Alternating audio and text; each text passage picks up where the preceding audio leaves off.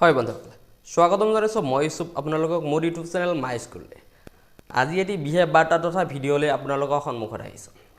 আমাৰ ৰাজ্য অসম তথা গোটেই ভাৰতবৰ্ষজুৰি প্ৰধানমন্ত্ৰী আৱাস যোজনাৰ অধীনত দুখীয়া হিতাধিকাৰীসকলক আৱাস তথা ঘৰ দিয়াৰ ব্যৱস্থা কৰিছে।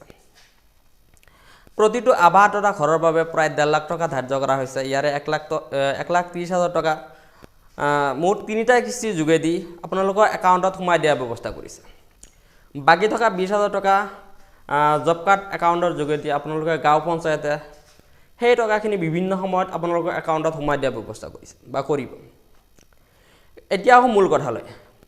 গাঁও পঞ্চায়তে যে আপোনালোকৰ একাউণ্টত 20,000 টকা বিভিন্ন সময়ত সোমাই দিব বা দিছে, সেই তথ্যখিনি আপোনালোকে কেনেকৈ জানিব, বা জব কাৰ্ডৰ একাউণ্টত আৰু কিমান টকা আপোনালোকে এতিয়াও পাবলগীয়া আছে, সেই তথ্যখিনি জনাৰ বাবে আপোনালোকে বিভিন্ন সময়ত গাঁও পঞ্চায়তত নাইবা একাউণ্টেণ্টক নাইবা আপোনালোকৰ ৱাৰ্ড মেম্বাৰ প্ৰেচিডেণ্টক সুধি থাকে। আজিৰ এই ভিডিঅ'টোৰ যোগেদি আপোনালোকে গাঁও পঞ্চায়তত বা ৱাৰ্ড মেম্বাৰক আদি দৌৰিব নালাগে বা গাঁও পঞ্চায়তৰ ওচৰতো যাব নালাগে। তো বলক আপোনালোকে আপোনালোকৰ হাতত যিহেতু মোবাইল ফোন এখন আছে, মোবাইল ফোন স্ক্ৰীণত মই সম্পূৰ্ণ ডিটেইলছ বা লাইভ দেখুৱাম কেনেকৈ আপোনালোকে এই তথ্যখিনি চেক কৰিব পাৰিব। বলক। হয় বন্ধুসকল, আপোনালোকে আপোনালোকৰ মোবাইলত থকা যিকোনো এটা ব্ৰাউজাৰ অ'পেন কৰি ল'ব। মই ইয়াত ক্ৰম ব্ৰাউজাৰটো অ'পেন কৰি লৈছোঁ। ক্ৰম ব্ৰাউজাৰটো অ'পেন কৰাৰ পিছত আপোনালোকে ইয়াত চাৰ্চ বক্স দেখা পাইছে। চাৰ্চ বক্সত আপোনালোকে MGNREGA মই ইয়াত আগতে চাৰ্চ কৰি ৰাখিছিলোঁ। আপোনালোকে MGNREGA বুলি চাৰ্চ বক্সত টাইপ কৰি চাৰ্চ কৰি দিব। চাৰ্চ কৰাৰ পিছত পেজটো খোল খাব। খোল খোৱাৰ পিছত আপোনালোকে অলপ স্ক্ৰল ডাউন কৰিব। তলত MGNREGA চাইছেনে আপোনালোকে? Mahatma Gandhi national rural employee guarantee act বুলি দিয়া আছে। এখনত ক্লিক কৰি দিব।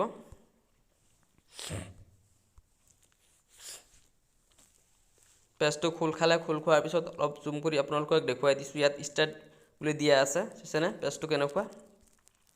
ষ্টাৰ্টত ক্লিক কৰি দিব। পেজটো খোল খালে। ইয়াত চাওক, ভাৰতবৰ্ষৰ প্ৰায় গোটেইখিনি ৰাজ্যৰ তালিকা ইয়াত দিয়া আছে। মই ইয়াত আসাম চিলেক্ট কৰি দিলোঁ। পেজটো খোল খালে। ইয়াত চাওক, অসমৰ প্ৰতিটো ডিষ্ট্ৰিক্ট বা জিলাৰ নাম ইয়াত দিয়া আছে। মই মোৰ ডিষ্ট্ৰিক্টটো চিলেক্ট কৰিলোঁ দৰং। আপোনালোকে আপোনালোকৰ ডিষ্ট্ৰিক্টটো চিলেক্ট কৰি দিব। পেজটো অ'পেন হোৱাৰ পিছত এফালে চাওক, ব্লক দিয়া আছে। অসমৰ গোটেইখিনি ব্লক ইয়াত দিয়া আছে। মই মোৰ ব্লকটো চিলেক্ট কৰিলোঁ পূব মঙ্গলদৈ বুলি। পেজটো অ'পেন হোৱাৰ পিছত চাওক, ইয়াত তথ্যখিনি কিছু দিয়া আছে। ৰিপৰ্টছ অফ প্ৰগ্ৰাম অফিচাৰ, ইয়াত 2 নম্বৰ অপশ্যনটো যদি লক্ষ্য কৰে, ইয়াত দিয়া আছে ডিমাণ্ড ফৰ ৱৰ্ক, মানে আপুনি কৰা কামৰ ডিমাণ্ড দি আছে, কিমান দিনত পইচা এতিয়াও আপুনি পাব। তো ডিমাণ্ড ফৰ ৱৰ্ক এইটোত ক্লিক কৰি দিব। পেজটো অ'পেন হৈ গৈছে। জুম কৰি আপোনালোকক দেখুৱাই দিছোঁ। Job card, job slips, panchayat, select panchayat, ইয়াত আপুনি আপোনাৰ পঞ্চায়তটো চিলেক্ট কৰি দিব। মই মোৰ পঞ্চায়তটো চিলেক্ট কৰি দিলোঁ বালাবাৰী বুলি।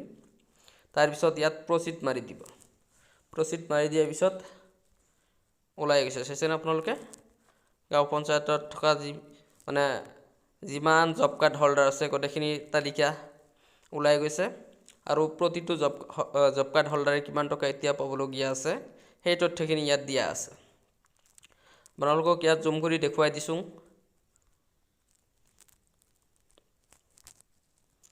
ইয়াত চাওক, ষ্টেট আসাম, ডিষ্ট্ৰিক্ট দৰং,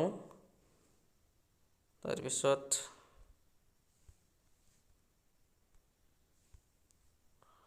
ইয়াত চাওক ব্লক পূব মঙ্গলদৈ আৰু পঞ্চায়ত বালাবাৰী, মই এইখিনি চিলেক্ট কৰিছিলোঁ। তাৰপিছত ইয়াত যদি 1 নম্বৰ লক্ষ্য কৰে, ইয়াত চাওক serial number, village, registration ID মানে ইয়াত জব কাৰ্ড নাম্বাৰ। তাৰপিছত এইফালে নেম অফ এপ্লিকেণ্ট, তাৰিখ দিয়া আছে, আৰু এইফালে কিমান দিনৰ পইচা এতিয়াও মানুহজনে পাব।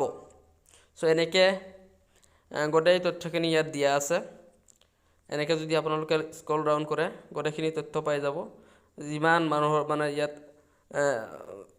পইচা পাবলগীয়া আছে সবখিনি তথ্য ইয়াত আছে সো এনেকৈ আপোনালোকে আপোনালোকৰ নিজৰ তথ্যখিনি দেখা পাব হয় বন্ধুসকল মই দেখুৱাই দিয়া ধৰণে আপোনালোকে আপোনালোকৰ মোবাইলৰ জৰিয়তে আপুনি কিমান টকা এতিয়াও পাব সেই তথ্যখিনি দেখিব পাৰিব আপোনাৰ জব কাৰ্ড একাউণ্টত এতিয়াও কিমান টকা সোমাব সেই তথ্যখিনি দেখিব পাৰিব এই তথ্যখিনি বা এই ভিডিঅ'টো আপোনালোকে কেনে পালে যদি ভাল পালে ভিডিঅ'টো এটা লাইক কৰি দিব আপোনালোকৰ বন্ধুবৰ্গলৈ সহায় হোৱাকৈ এই ভিডিঅ'টো শ্বেয়াৰ কৰি পঠিয়াব লগতে অনাগত দিনত যেহেতু মই এনেকুৱা ভিডিঅ' বনাম তাৰ বাবে চেনেলখন সাবস্ক্ৰাইব কৰি ৰাখিব ধন্যবাদ